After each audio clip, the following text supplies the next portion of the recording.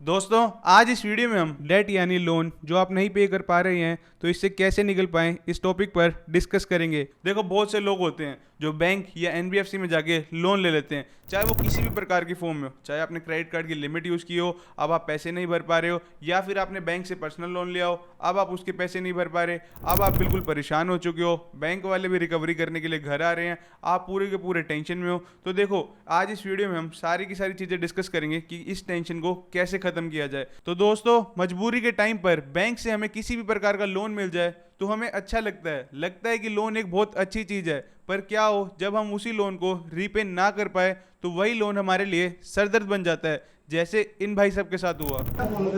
Phone ना तू उठाता नहीं। फोन ना जवाब नहीं दे सकता फोन का। पैसे ला मंगवा फटाफट, पैसे मंगवा।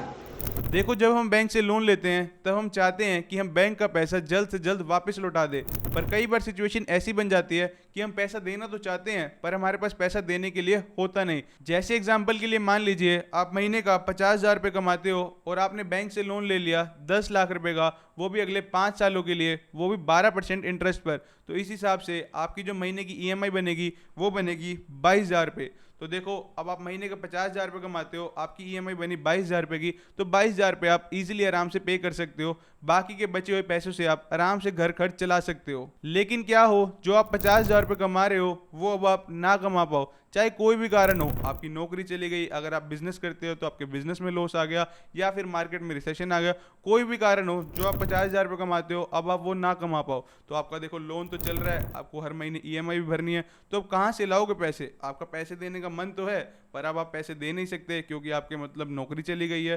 तो अब क्या करोगे इस सिचुएशन में? तो मेरे दोस्त, अगर आपने बैंक की एक भी ईएमआई मिस करी तो बैंक अलग से चार्जेस भी लगाता है। अब इस केस में आप क्या करोगे? तो मेरे दोस्त, इस केस में आप पूरी तरीके से फाइनेंशियल क्राइसिस में आ चुके हो। और अभी तो रुको, टेंशन यहाँ पर खत्म नहीं हुई, टेंशन तो अभी और बढ़ेगी जब रिकवरी एजेंट्स घर आते हैं और लोन पेमेंट्स रिकवर करने के लिए रॉन्ग मीन्स का यूज़ करते हैं, मतलब कि गलत तरीके का यूज़ करते हैं। और हम सभी जानते हैं बैंक की रिकवरी कैसे होती है, चाहे कितने भी लोग बोल रहे हैं कि आरबीआई की गाइडलाइंस है, ये वो सारी चीज़ें फॉलो करनी होती है।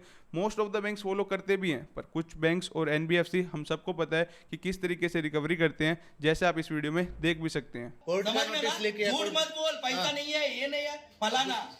तेरे को पैसा प्रॉपर्टी खाली करना पड़ेगा। हाँ तो कोर्ट का नोटिस आएगा तो कोर्ट खाली भी का करेगा। नोटिस नहीं है तो आप तो ये रिकवरी एजेंट्स एक तरीके से गाली गलौज करते हैं, आपके रिश्तेदारों को कॉल करते हैं, लोगों को बताते हैं, मतलब एक तरीके से आपको बदनाम करने की कोशिश करते हैं ताकि आप जल्द से जल्द बदनामी के डर के कारण अपना पैसा लौटा दो। अब आप बोलोगे कि ये सब तो ठीक है, ये सब तो हमें पता है, पर इसका सोल्यूशन क्या है, इससे कैसे बाहर निकले? तो इसका सोल्यूशन है लीगल एडवाइस। जी हाँ, आपको अपने अधिकारों का पता होना चाहिए। अब एक बात आप ही बताओ, क्या इस देश में जितने भी लोगों ने बैंक से लोन लिया है और वो लोन नहीं दे पाए, क्या वो सबके सब दुखी हैं?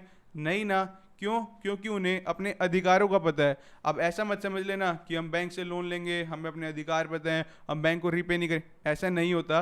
देखो, जो लोग जेन्युइनली जिस प्रॉब्लम में होते हैं, लेट सपोज मैंने लोन लिया, अब मैं बैंक को पैसे देना तो चाहता हूँ पर अब मेरे पास पैसे नहीं है, तो अब इस टाइम पर मैं अपने अधिकारों को यूज़ कर सकता हूँ। बैंक को भी पता है कि ये फाइनेंशियल क्राइसिस में नहीं पे कर पाएगा, तो कुछ ना कुछ कम कर लेते हैं या पूरा माफ कर देते हैं। तो अपने अधिकारों को आपको पता होना चाहिए। अब आप बोलोगे कि हमें तो अपने अधिकारों के बारे में कुछ पता ही नहीं, तभी तो आईआईटी और आईआईएम के एल्यूमिनाइज ने बनाया है लॉयर पैनल, जहां पर आपको मात्र 100 रुपये में एक हफ्ते का फ्री कंसल्टेशन मिलेगा।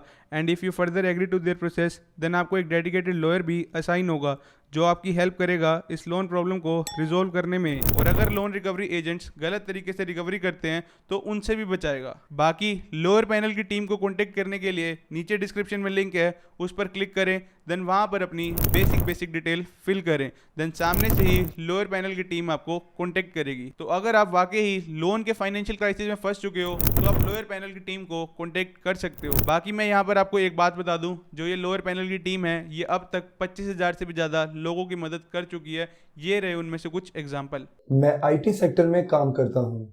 हाल ही में जॉब चले जाने की वजह से मैं अपनी ईएमआईज नहीं दे पा रहा था और रिकवरी एजेंट्स कॉल करके परेशान करने लगे। फिर मेरे फ्रेंड ने मुझे लॉयर पैनल को कांटेक्ट करने को कहा।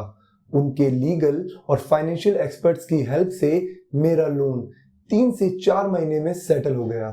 मैं लॉयर पैनल टीम का बहुत शुक्रगुजार हूँ कि उन्होंने मेरा 7 लाख का लोन सिर्फ 3 लाख में सेटल करवाया।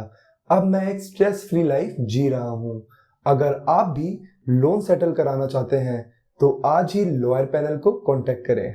बाकी अगर आपको फिर भी कुछ डाउट हो तो आप नीचे कमेंट सेक्शन में पूछ सकते हैं, लोअर पैनल की टीम रिप्लाई करने की कोशिश जरूर करेगी। बाकी और भी ज़्यादा बैंकिंग एंड फाइनेंस की वीडियो देखने के लिए यहाँ पर क्लिक करें। मिलते हैं हम नेक्स्ट वीडियो में। Till then have your right path means focus path.